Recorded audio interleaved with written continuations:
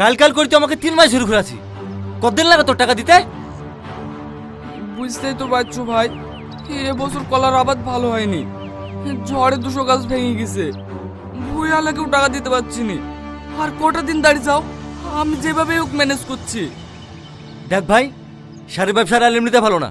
আমার বউ ছেলে আছে, আমি তোকে বেশি দিন টাইম দিতে পারবো না। 10 দিনের মধ্যে টাকা লাগবে। যেখান থেকে পারবি আমার দোকানে গিয়ে আসবি। আমি আর টাকা চাইতে আসতে পারবো না। চেষ্টা করবো ভাই।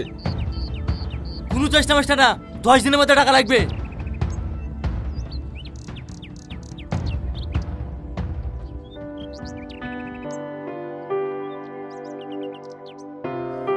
ওগো, অত কোনো টাকা এখন কোথায় বাবা বলো দিনি? সকালবেলা চাষের কাছে টাকা ধার করে বন্ধনে কিস্তি দিয়েছি।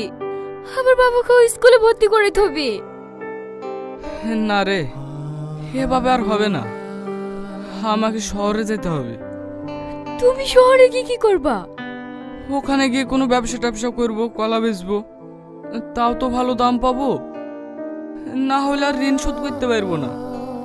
তাহলে আমরা কোথায় থাকবো? তোরা বাড়িতেই থাকবি।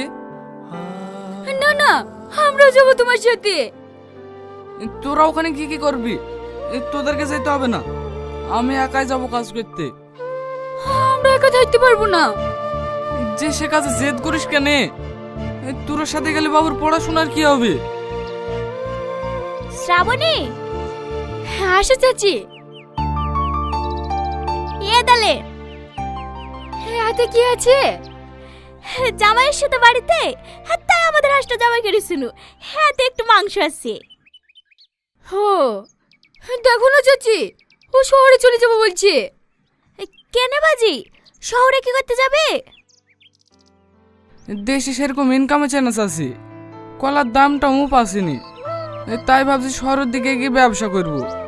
এই শুনি তোমার বৌমা আবার আমার সাথে যাও বলছে। ও আবার কি কি করবে বলো দিনি? কি করবো মানে? সংসার তোমার একার নাকি? কষ্ট তুমি একলা করবা? আমি ওইখানে কি কোনো বাড়িতে কাজ টাজ করবো? তাহলেও শহরের লোকজন ভালো না বাপ, আর ওখানে কি থাকবেই বা কোথায়? দেখি সবাই যদি যায় তাহলে একটা ঘরটার ভাড়া নিতে হবে।